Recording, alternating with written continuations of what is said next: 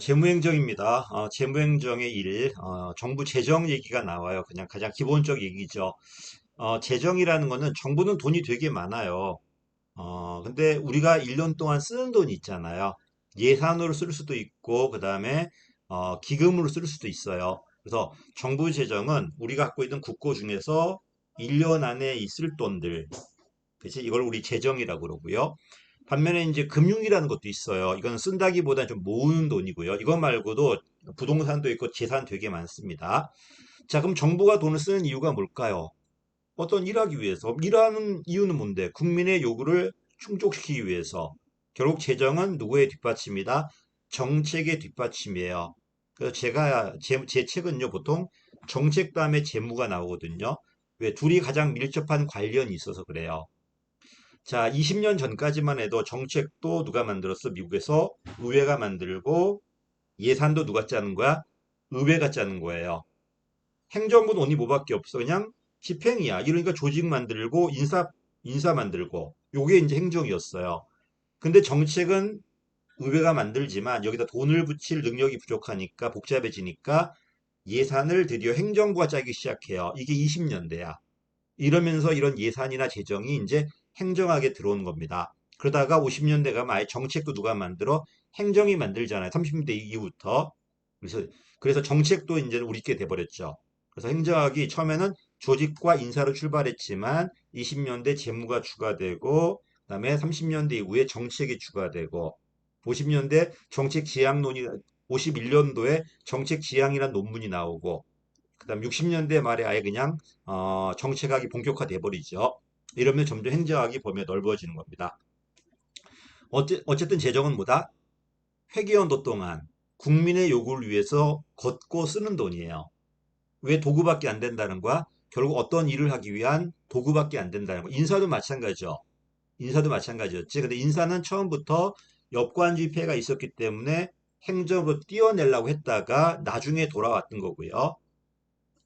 원래 재무는 그 의회가 다 갖고 있다가 복잡해지니까 행정부한테 줬던 겁니다. 자, 그리고 어쨌든 재무는 두 가지가 있다. 걷는 게 있고 쓰는 게 있어요. 걷는 게 있고 쓰는 게 있다. 또 예산으로 쓰는 게 있고 기금으로 쓰는 게 있어. 기금에는 금융성 기금도 있는데 이건 제외고요. 비금융성 기금이 우린 재정으로 들어가요. 재정으로. 자, 정부의 그럼 수입은 어디 있을까요? 조세가 있겠죠. 원칙이야. 순수 공공재 쪽이고 수익자 부담이라는 세외 수익도 있을 거고요. 국공채라는 빚도 있을 겁니다. 시험에는 요 세 가지로 했을 때 장단점도 막 물어봐요. 이거는 기출문제 풀면서 하겠습니다. 자, 그럼 돈은 뭘까요? 처음에는 이미 주어진 정책이야. 이미 주어진 정책이었고 여기다가 그냥 금액만 붙이는 거예요. 너는 뭘 해라. 너는 오늘 뭐 탕수육을 만들어라. 그럼 내가 돈을 줄 테니까 너는 돈을 들고 말 그대로 주어진 목적을 달성하면 되겠죠. 이게 관리 기능설이었어요. 정책행정 이원론일 때는. 이미 정책은 주어져 있는 거고 여기에 맞게 돈을 쓰는 겁니다. 반면에 정책 기능설은 안 그래요. 돈을 썼다는 것은 어떤 정책을 한다는 거예요. 행정부가 정책을 만들기 때문에 이 정책을 하겠다는 건 이만큼 돈을 달라는 의미예요. 그렇지 않을까? 이거는 말만 예산이지 예산이 아니라 정책 결정이란 말이에요. 단순하게 주어진 정책을 집행하는 게 아니라 이런 정책을 행정부가 만들었으니까 이만큼 돈을 달라고 요구하는 겁니다, 지금. 이건 정책 기능설이야. 당연히 정책적 이론론일 거고, 뭐 학자 별거 없어. 여러분이 아시는 귤릭, 여러분이 아닌 디목이에요.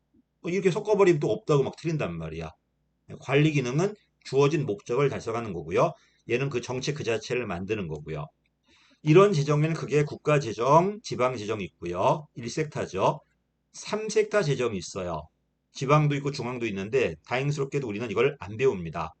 공공기관은 별도의 법인이기 때문에 우리가 안 배워요. 그 다음에 지방재정은 또 지방행정에서 배울 거고요. 또 국가재정 안에는 1년 안에 걷어서 1년 안에 써야 되는 예산이 있습니다.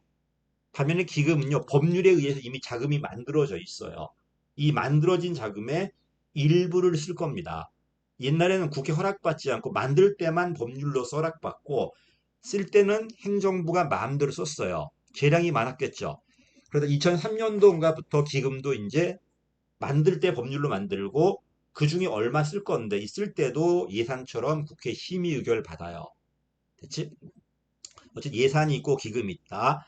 이런 예산에는 또 용도가 정해져 있지 않은 일반 회계가 있고요. 이거는 순수 공공재 쪽이야. 누가 수혜자인지 모르기 때문에 조세로 걷어야 돼요. 대신 쓸 때는 하나하나 허락받아야 돼. 통제가 심합니다. 재무행정의 모든 용어들은 통제 아니면 신축성이야. 통제를 강조하겠다는 것은 의회가 정한 대로 쓰라는 거야. 민주성 쪽이고요. 신축성을 강조하겠다는 건 행정부가 정책에 맞게 마음대로 쓰겠다는 거야. 이건 능률성이나 전문성을 강조하는 거예요. 행정학의 모든 논리가 능률과 민주로 갈라지듯이 재무행정도 마찬가지야. 재무행정도 능률과 민주로 갈라지는데 능률이 신축성이 되는 거고요. 민주가 통제가 돼요. 그래서 예산과 기금 비교한다면 예산이 통제가 되고 기금은 좀 더 재량이 있고요. 예산안의 일반회계와 특별회계 비교한다면은 용도가 정해져 있지 않지만은 쓸 때 하나하나 허락받아야 되는 일반회계가 더 통제고 용도가 비록 정해져 있지만 그 범위 내에서 마음껏 쓸 수 있는 특별하게 좀 재량이야. 이 특별하게 안에도 기업이 있고 기타가 있어요.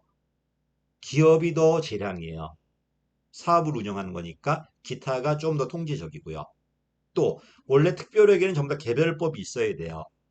그지? 기금도 마찬가지야. 개별법에 의해 만들어지는 거고 여기 국가재정법만 써놨는데 기금도 전부 다 개별법이 있어야 돼요. 그치? 또 써놔야 되겠다. 헷갈리니까. 개별법도 있어야 되고 플러스 국가재정법도 적용되는 거예요. 총괄법으로. 여기도 마찬가지야. 특별회계도 원래는 전부 다 개별법이 있어야 되고 여기다가 국가재정법이 적용돼요. 여기도 이제 해놔야 되겠다. 헷갈릴까봐 이제. 여기도 마찬가지야. 국가재정법이 적용되고요. 여기도 정부기업 예산법도 마찬가지예요. 그리고 정부기업 예산법도 얘가 적용되지만 없는 것은 누가 적용된다? 국가재정법도 적용돼요. 다 적용됩니다, 이거는. 어쨌든 특별회계는 원칙적으로 개별법이 있어야 돼요. 근데 기업 특별회계가 5개가 있는데 양조 예편에다가 우리 책임운용기관 특별회계 있었잖아. 거기는 적용되는 게 일단 정부기업 예산법이 적용되고 만약에 모자른다면 국가재정법이 적용돼요.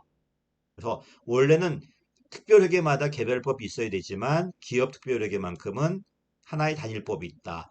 기금은 전부 다 기금마다 개별법이 있어야 돼요. 그다음에 금융성 기금은 재정이 맞아요. 쓰는 돈이니까. 근데 아예 비금융성은 금융성 기금은 이거는 재정이라고 할 수가 없어요. 여기 들어와 있지만 이거는 재정에선 제외예요. 그다음에 지방도 일반회계, 특별회계 있을 거고요. 기금 있겠죠. 있지? 자, 이렇게 나옵니다. 어쨌든 정부가 쓰는 돈은 뭐가 있다? 예산과 기금이 있다. 예산안엔 다시 일반회계와 특별회계, 기금안엔 다시 금융성과 비금융성, 기금이 네 가지 종류가 있을 텐데 그냥 다 비금융성으로 잡은 거야, 지금. 자, 여기까지가 재정이야. 1년 동안 쓰는 돈이에요. 제일 많이 쓰는 게 얼마다? 일반회계가 제일 많고요. 그 다음에 특별회계가 있고 기금이 지금 200조 가까이 나왔는데 금융성 기금이 포함되어 있어서 그럴 거야, 아마. 자, 꽤 많이 쓰죠. 우리가 한 2천조 정도 버는데 정부가 쓰는 게 꽤 많잖아, 지금. 여기까지가 이제 뭐다, 이제, 공공재정의 범위입니다. 아, 항상 재무행정 볼 때는 어떤 건 좀 더 통제지향적이고 어떤 건 좀 더 신축성 지향적이다. 통제지향이라는 거는 편성할 때 입법부가 세밀하게 편성할 거니까 너는 시킨 대로 쓰라는 겁니다.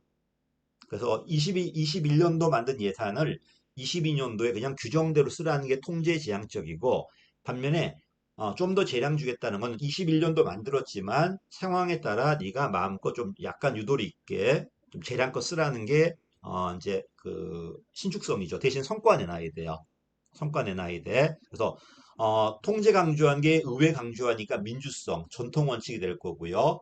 그다음에 신축성 강조한 게 행정부한테 재량 준 거니까 행정 현대 원칙이 될 거고 좀 더 행정부 강조하는 겁니다. 능률성 쪽이고요. 이렇게 항상 재무행정은 여기서 왔다 갔다 한다. 그래서 예산과 기금 비교한다면 예산이 더 통제.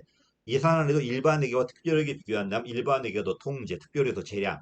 기금도 금융성과 비금융성 비교한다면 비금융성은 쓰는 거기 때문에 좀 더 통제, 금융성은 좀 더 재량이에요.